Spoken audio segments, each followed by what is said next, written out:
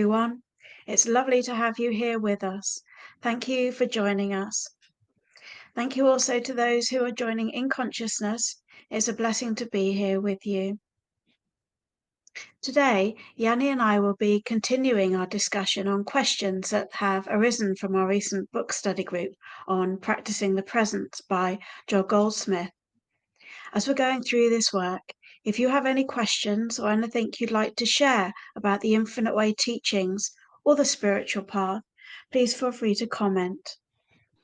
We'll structure this session by asking Heather a question that has been raised in the group.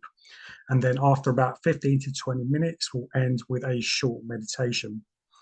And just to let you know in advance, also Heather and I will be on here on YouTube to conclude our study group on Tuesday, the 13th of August at 2 p.m. UK time. And I will hope you'll join us then. And I'll save that recording onto my YouTube channel. I'm also hosting lives myself on YouTube every Saturday at 2 p.m. UK time, sharing extracts and meditations from The Heart of Mysticism by Joel Goldsmith. If you have any questions that you'd like to ask and you're not able to tune in at that time, you're very welcome to email me. I've included both Yanni and my own contact details at the end of this video and in the description. Okay, Yanni, shall we share the first question? Yes, Heather. Okay. The question is, God's grace flows out into the world as an invisible presence and as an invisible power of blessings through me. Please elaborate.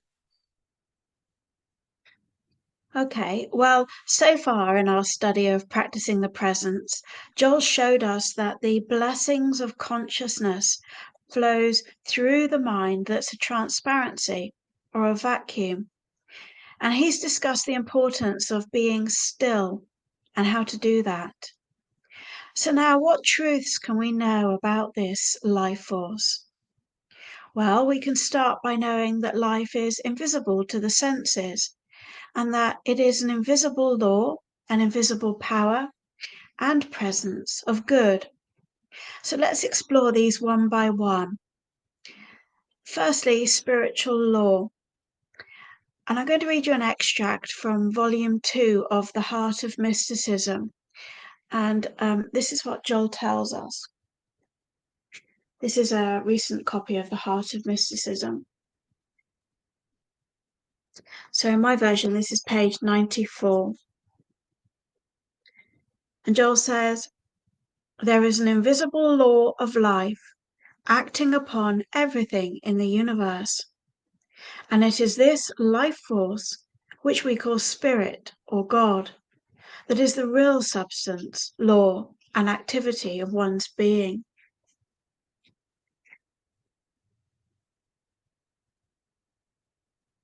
One of the ways we can know it is law is by observing it in action. Okay, so becoming aware of our emotions in order to let life flow abundantly. Yeah. In a parenthesis in eternity, Joel shares a very specific example which I love, and I'll read it out to you. A few years ago, a very severe winter was forecast for the eastern and middle western parts of the United States. A prediction based on the fact that the animals were growing much thicker fur than usual, and that they were also storing up more than the customary amount of food for their use during the coming winter. But can an animal decide how much fur it is going to grow? Does an animal know that it is growing fur any more than we know that we are growing hair? Then what is the underlying cause of the growth of fur on an animal? And why does the fur grow thicker in some years and thinner in others? What causes an animal to store up more food one year than another? This, you see, is God's omniscience. So next we can explore the subject of the omnipotence of consciousness. We've said that God is invisible and isn't experienced directly through the senses. but we can discern the presence and power of spirit through what Joel calls our soul faculties. Let me explain what I mean by that. When we're meditating and perhaps being still, resting in awareness or listening within, we may feel the activity of being, such as a fizzing, a tingling, flowing, radiating, swirling, etc. Consciousness can be experienced in infinite ways. And then we discern the truth of what we're experiencing. So as Joel says again in a parenthesis, let me read it out to you. God is the all-power, and that power operates in our consciousness in proportion as we know this truth. When we begin to realize God's omnipotence, omnipresence, and omniscience, we shall need no power, and we shall live not by might nor by power, but by my spirit.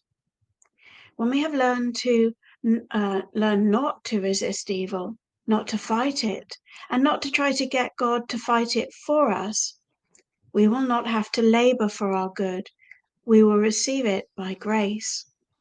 And this is saying thank you to the memory. So whatever shows up within the mind and whatever we may perceive as negative with the mind, it's saying thank you to that memory for showing up within our lives so we can let go of that memory. Okay, yes. And Barbara Mull, this brings to mind Barbara Mull, who was a student of Joel Goldsmith. She wrote a book called The Royal Road to Reality. And in it, she discusses the magnetic nature of thoughts and how we often unconsciously read each other's scripts, as she called it, until we become aware of what's actually happening.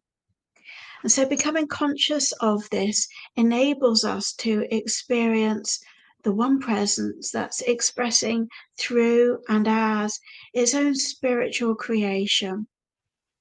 So going back to Joel's statement with the animals, it's all about trusting in the process of life. Yeah, that's very true. So to conclude, Joel's encouraging us to contemplate what is this thing called life? I know I'm in it. In fact, I am it. It's the substance of all my experience. And this leads us to the ultimate understanding that I am awareness. I'm not a person who receives God's blessings because only God, consciousness, is. Thank you, Heather. Okay, shall we end with a short meditation? And I invite you to be still in any way that has meaning to you.